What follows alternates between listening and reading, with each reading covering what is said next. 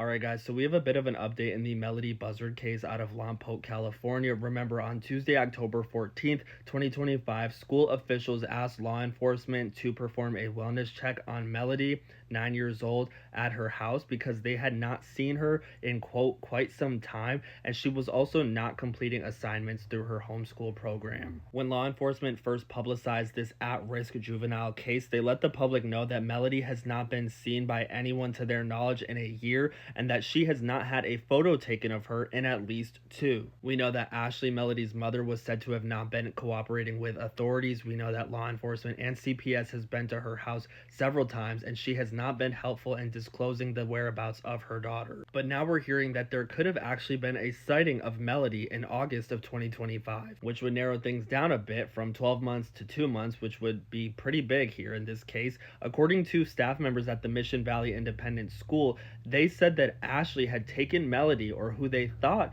was Melodee, to their facility in person in August of 2025 to register her for homeschool classes for the 2025-2026 school year. Melodee was signed up for a program where she would be learning from home. However, she would need to sign into a portal to see and complete assignments, and she would have to communicate pretty regularly with teachers. According to staff members at this school, Melodee had not logged into her portal, at least not recently, and she had not been completing any assignments, so that is what prompted authorities to be contacted after they failed to get a hold of Melodee and also failed to get a hold of Ashley, her mom. At the moment, authorities are working to vet on whether or not Melodee was who Ashley brought in to the facility to register for classes. I will say that given the fact that Ashley has basically forced Melodee to stay home, not have contact with other children by way of going to school in person, not have contact with her family on her dad's side or her mom's side, is questionable. This is typically indicative of abuse in the household. I'm not saying that that's the case here. I really hope that it's not, but we do know that Ashley suffers from mental health issues. Could those mental health issues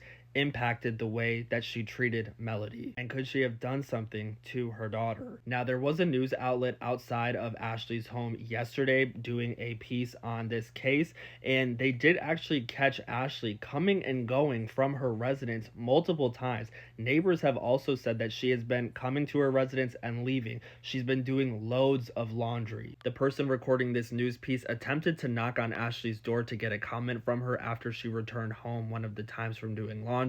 Ashley did not open the door. She did open the door to one person, however, a woman by the name of Karina, and she opened the door and told Karina she doesn't appreciate her coming to her home, and she slammed the door on her face. I do think that it's worth noting that at one point when Ashley returned home, there was a huge scrape that was yellow and dent on the side of her SUV, and this dent slash scrape had not been there prior. So I think that this is kind of showcasing the mindset that Ashley is in. She's rushing, she's doing a lot of laundry, she's driving reckless, she's not cooperating or being forthcoming with information. What is she hiding, if anything? Authorities are continuing to ask the public for assistance. If you have any information as to where Melodee could be, if you know what happened to her, if you have seen her recently, let them know. Their number will be in the description. I'm going to continue following this case and keeping you updated on the latest, so make sure that you guys are following me.